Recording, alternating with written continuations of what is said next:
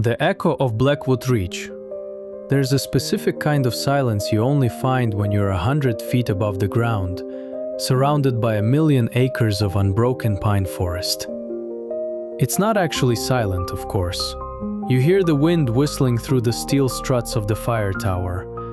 You hear the wood groaning, but you are utterly, profoundly alone. That was the appeal of the Blackwood Ridge Fire Watch. Just me, a map, a two-way radio, and a 360-degree view of the Oregon wilderness. My job was simple: watch for smoke, report it, and stay in the tower after sundown. The rangers were very clear about that last rule: never leave the tower at night. The terrain is treacherous.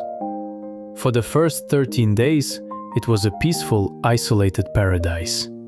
On the 14th day, the autumn fog rolled in, thick and suffocating. It swallowed the forest floor entirely. That's when the radio crackled to life. Is anyone on this channel?"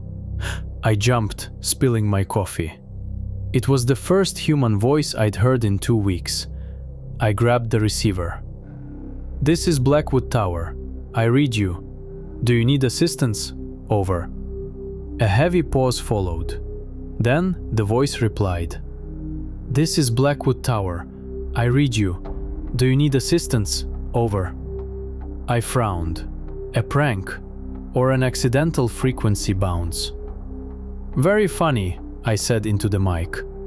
"Please clear the emergency channel. Over." "Very funny. Please clear the emergency channel. Over." It wasn't an echo. An echo degrades. This was immediate, clear, and deliberately mocking. But what made my blood run cold wasn't the repetition. It was the pitch, the cadence. The voice on the radio was my own. I dropped the receiver onto the desk. I stared at the plastic box as if it were a venomous snake. I dropped the receiver. I am staring at the radio. My heart slammed against my ribs. I backed away until my shoulders hit the cold glass window. Someone was out there. I am backing away. I am scared. "Who are you?" I screamed into the empty room. Clang. The sound came from outside, beneath me. The sharp, unmistakable metallic ring of a heavy boot stepping onto the bottom rung of the tower's exterior ladder. Clang. Another step. Someone or something was climbing up. The ladder was a straight 100-foot drop. I scrambled to the heavy wooden trapdoor in the center of the floor. I threw my weight against it, slamming the rusted iron deadbolt into place. Clang. Clang. It was climbing fast. Too fast. No human could scale a vertical ladder that quickly in pitch darkness. I locked the door, but it doesn't matter. Wood rots, iron rusts. I want to come inside. A sudden, violent impact struck the trapdoor right beneath my face. Wood splintered. The iron deadbolt screamed against its brackets. I tumbled backward. Another heavy smash, and the hinges snapped. The trapdoor burst open. I scrambled back, grabbing the heavy metal fire extinguisher. A hand reached up from the darkness, pale, covered in mud. Then a face pulled itself up into the light. It was me. Its eyes were pitch-black voids. Its jaw hung loose, unhinged, like a broken puppet. "You broke the rule," it said. "You left the tower at night." "I didn't. I'm right here." The thing smiled. A wide, horrific tearing of the skin.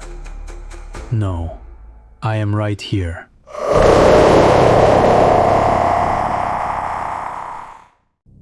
I don't know how long I was unconscious. When I finally opened my eyes, the first thing I noticed was the cold. Freezing mud seeping through my clothes. The smell of rotting pine needles. I was on the ground. I looked up. 100 feet above me, cutting through the mist, was the warm, yellow glow of the Blackwood Ridge Fire Tower.